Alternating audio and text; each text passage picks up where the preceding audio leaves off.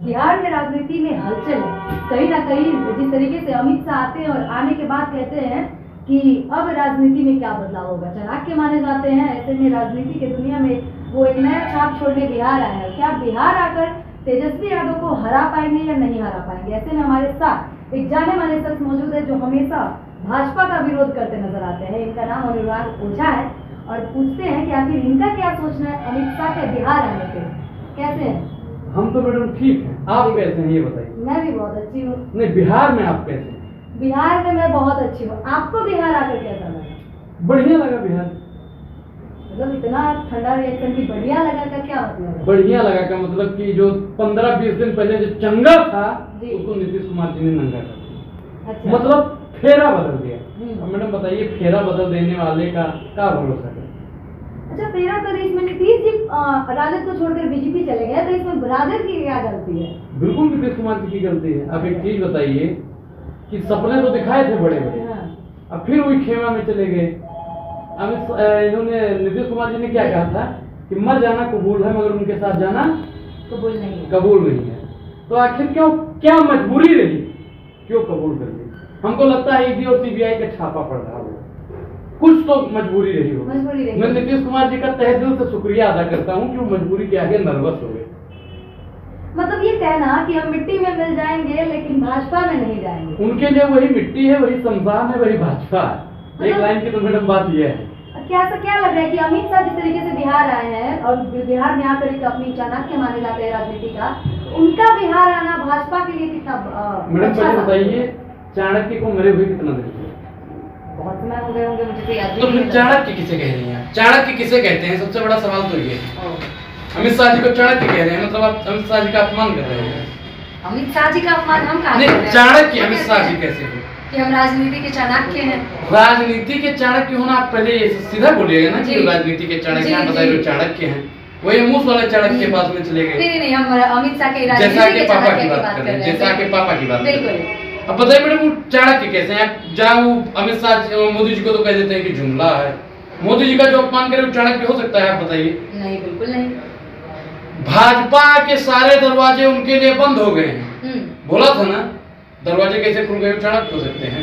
तो बहन बेटियां गहना रात के 12 बजे रात को भी घूम सकती हैं, क्या वो चाणक्य हो सकते हैं? क्या नहीं। हमारे 12वीं के बाद इंटर करो, हम आपको स्कूटी देंगे, वो चाणक्य हो सकता है क्या? नहीं। तो जब चाणक्य नहीं तो झूठे झूठ बोलोगे कि चाणक्य है। अच्छा, मतलब सारी चीजें झूठ भाग। अरे मैडम, आप झूठ बोल रही हैं। हमने तो अमित शाह को चाणक्य बोला ही नहीं, आप उनको चाणक्य बोल रही हैं। तो मैडम कहीं ना कहीं आप गलत करें, माफी मांग लीजिए।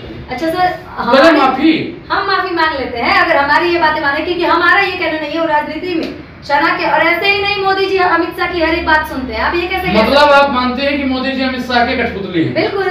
ये बहुत बड़ा बयान है आपका। ये तो मैं खुलकर कहती हूँ ऑन कैमरा।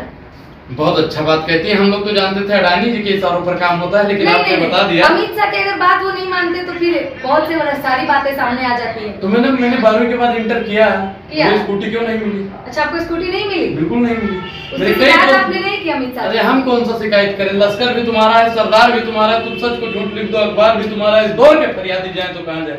अदालत भी तुम्हारा है, सरकार भी तुम्हारा है, तो कहाँ जाएंगे? अच्छा, बिहार की राजनीति आपको कैसा लगता है कि हाल ही फिलहाल में एक रैली की गई, महाजनसभा की रैली की गई तेजस्वी यादव की, उसमें बहुत सारा भीड़ देखने को मिला गया। उस पर भी विपक्षी ने बहुत अच्छा बयान दिया। लालू यादव की एक बयान सामने आता है जिस पर स्मृति ईरानी बहुत भड़कती हुई नजर आई। लालू यादव का बयान ये था कि मोदी जी का कोई अपना परिवार नहीं है, लेकिन स्मृति ईरानी जी ने साफ तौर पे कहा कि हम मोदी जी के परिवार हैं। इस पे क्या आप कहते हैं? वो हो सकता है कि स्मृति ईरानी जी मोदी जी के परिवार में तो नहीं है भाई। और एक चीज आप बताइए मैडम कि लालू प्रसाद जी की एक प्रवक्ता है ना वो मैडम जी, जो उनको क्या कह रही थी, पति चोर। हम नहीं कहते हैं, वो अच्छा। मैडम जी कह रही थी। अब आप बताइए कि उन्होंने भी तो कुछ क्रिया के विपरीत प्रतिक्रिया की जी। न्यूटन का तीसरा सिद्धांत है ना कि जितनी आवेश से आप ऊपर जाओगे उतने ही आवेश से नीचे जाओगे। आपने कहा दिया हम परिवार हैं, तो उसी स्पीड से हमने खींच भी तो दिया। अब एक चीज बताइए, परिवार की बात, आप मैडम मोदी जी के परिवार हैं? नहीं। तो हम मोदी जी के परिवार कैसे हो गए? देश भाजपाइयों का यही कहना है कि मोदी के परिवार 140 करोड़ जनता है। मैडम, आप 140 करोड़ जनता में नहीं हम आते हैं, लेकिन हम उनको अपने आप को उनका परिवार नहीं मानते। बहुत बढ़िया करती हो आप। पत्रकार नहीं, मुझे लगता है कि आप विपक्ष का आपको प्रवक्ता बनना चाहिए, क्योंकि आप अच्छी बात कर रहे हैं, अच्छी पत्रकारिता कर रही हैं। आज के दौर में आप जैसा मैडम पत्रकार मुझे नहीं मिला है कि जो सत्य को सत्य कहे, जो सही को सही कहे। सत्य के मार्ग पर चलना आज के समय में बहुत कठिन है, लेकिन आप चल रहे हैं। आपकी पत्रकारिता को अनुराग ओझा का सलाम। क्या लग रहा है कि इस बार 2024 में क्या बदलाव होगा? मैडम देखिए, महिला असुरक्षित है, आप जानती हैं जी, ये बात से कहीं दो राय नहीं है। हम युवा हैं, युवा कितना पिट रहा है ये भी आप जानती हैं। किसान पर अगर बात की जाए तो किसान के आगे 10-10 इंच की किलें बिछाई जा रही हैं, किसानों को मारा जा रहा है, रबड़ के गोले मारे जा रहे हैं, ये आप भी जानती हैं। लेकिन बात कर लिया जाए गंगा पे, आपके बिहार में गंगा है, हमारे उत्तर प्रदेश में गंगा है, मतलब हर जगह गंगा है, ठीक। गंगा कितनी साफ सुथरी है ये आप भी जानते हैं, अनुराग ओझा सब कोई जानता है, ठीक। अब बात कर दिया जाए अगर खेत खलिहान की छुट्टा पशुओं की, बिहार में कितना छुट्टा पशु है, उत्तर प्रदेश में कितना छुट्टा पशु है, आप भी जानते हैं, हम भी जानते हैं। मोदी जी आएंगे तो कैसे आएंगे? 24 में उनकी नीतियां क्या होंगी?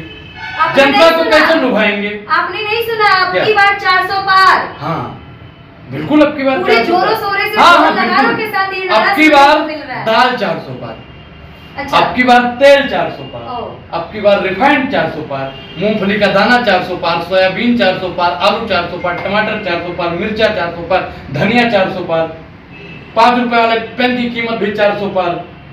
मतलब ये 400 पार ये उनकी सीटों की कीमत नहीं है, ये राशन की कीमत है। तो बिल्कुल वही है ना, 400 पार की किसकी बात कर रहे हैं? उन्होंने तो अरे मैडम उन्होंने तो ये भी कहा था डीजल पेट्रोल सस्ता करेंगे, कहा था नहीं कहा था? जी, सस्ता किया जी, हमें भी याद है 10 रुपए चीनी मिलेंगी, किया 10 रुपए में चीनी। नहीं, कितने रुपए में मिल रहा है मैडम? अभी लगभग वही 42 रुपए। 42 रुपए में मिल रहा है, मतलब महंगाई की मारी जनता करती है कहाँ सोया है चौकीदार? मैडम ये चौकीदार कहाँ? मोदी जी का आपने बोर्ड नहीं देखा? कौन सा बोर्ड? मोदी की गारंटी है।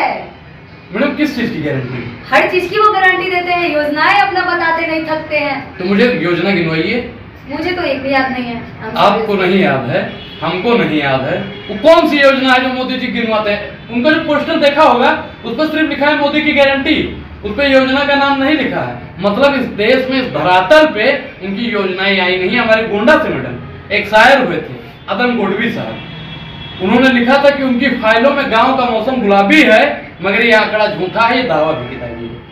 लिखते हैं ना वो, अब की बार फिर से मोदी सरकार, हर हर मोदी घर घर मोदी। शायद भूल रहे हैं, उन्होंने राम मंदिर बना करके वो 2024 का चुनाव जीतने का तैयारी कर चुके हैं। हर हर मोदी घर घर मोदी, ये नारा सर के पार गया। एक 2 कौड़ी का जय हदी मुसलमानों को लात मार गया। आपने भी देखा होगा जी, अभी आपने देखा होगा कि किस प्रकार से मौलानाओं को मारा जा रहा है। ये सबका साथ सबका विकास सबके विश्वास की बात है, जन कल्याण की बात है ये। आपने देखा होगा कि मैडम दिल्ली में क्या हो रहा था? अरे नमाज कितने देर की होगी? 7-8 मिनट की होगी, 5 मिनट से 5 मिनट की होगी। घंटा भर तो रोड पे नहीं बैठे थे, क्या जरूरत थी उनको मारने की भाई? अरे वो लोग तो कहते हैं कि हम सबसे ज्यादा मुसलमानों के बारे में सोचते हैं। कौन कहता है? बीजेपी वाले कहते हैं। बीजेपी वाले कितना सोचते हैं ये आप भी नहीं सोच सकती हैं, अनुराग ओझा भी नहीं सोच सकता। अच्छा, मतलब क्या बीजेपी उनकी जो सोच आरएसएस और बीजेपी का और बजरंग दल का जो सोच है, उस सोच आपने देखा होगा पिछले शुक्रवार को जग जाहिर हो गया। क्या लग रहा है राम मंदिर का फायदा होगा क्या 2024 में? मोदी जी जिस तरीके से राम मंदिर पे पूरी राजनीति जमकर की गई है, प्रचार प्रसार में कहीं का आस्था कभी चुनाव का विषय नहीं होता है, लेकिन ये साफ तौर पे दिखा है ये चीज। मैं एक सनातनी ब्राह्मण हूँ, मैं राम को मानता हूँ, राम की मानता हूँ, जो राम के लिए काम करेगा मैं उसको मानता हूँ। लेकिन भारतीय जनता पार्टी राम को बदनाम क्यों कर रही है? मैं बार बार बोलता हूँ कि माया के दीवानों ऐसा काम न करो, और चंद वोटों के लिए तुम राम का नाम बदनाम न करो। राम का नाम बदनाम करने वाली अगर कोई पार्टी हुई है तो भारतीय जनता पार्टी है। क्या लग रहा है? चलिए सारी बातों से रिपोर्ट कर बिहार की तरफ फिर से आते हैं। बिहार में तेजस्वी की सरकार एक लाइन में बात खत्म, बन जाएगी, बिल्कुल बनेगी। मतलब आप इतना 40 का 40 कैसे? बिहार से भी नहीं है, फिर भी इतना बिहार की राजनीति के बारे में आप जान गए। एक चीज बताएं मैडम जी, हमें लगता है कि हम 10 दिन में इतना घूम लिए हैं बिहार में। अच्छा। कि हम जान गए हैं कितनी सीट किसकी आने वाली है। भारतीय जनता पार्टी का यहाँ पे लुटिया गुल होने वाला है, खाता भी नहीं खुलेगा।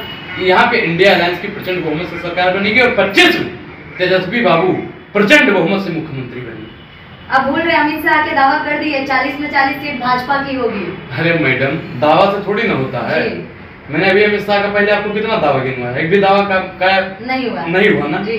तो अमित शाह का दावा कैसे काबू किया हो सकता है? अगर 40 में 40 आता है तो बिहार की जनता समझ जाना चाहिए कि ईवीएम में झोला है। अच्छा, ये मानते हैं ईवीएम का बात आप जब कर ही दिए तो क्या आप मानते हैं कि ईवीएम में घोटाले हो रहे हैं? बिल्कुल हो रहा है। तो फिर मैडम आपकी घड़ी है जी, ये ब्लूटूथ से सेट होती है, आप अगर भूल जाइएगा ना तो अनुराग ओझा अपने फोन में सेट कर लेगा, ठीक उसी प्रकार वोटिंग मशीन है।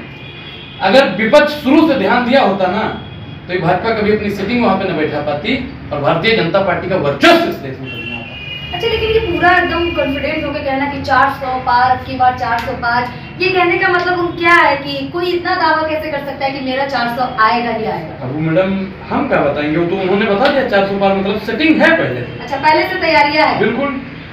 आप बहुत सारे वीडियोस वायरल हो रहे हैं कि एक छोटा सा मेयर के चुनाव में किस तरीके कितना धांधली हुई। आप जानते हैं कि मैडम जब छोटे चुनाव में मोदी जी इतना कर सकते हैं तो इतना बड़ा जो चुनाव होता है उसके लिए मोदी जी किस हद तक गुजर जाएंगे ये आपको भी नहीं मालूम। आप 2024 में किसे देखना चाहते हैं प्रधानमंत्री के रूप में? मैं इंडिया अलायंस में चाहूंगा कि राहुल जी इस देश के। राहुल गांधी को पप्पू बोला जाता है, आप कह रहे हैं कि प्रधानमंत्री।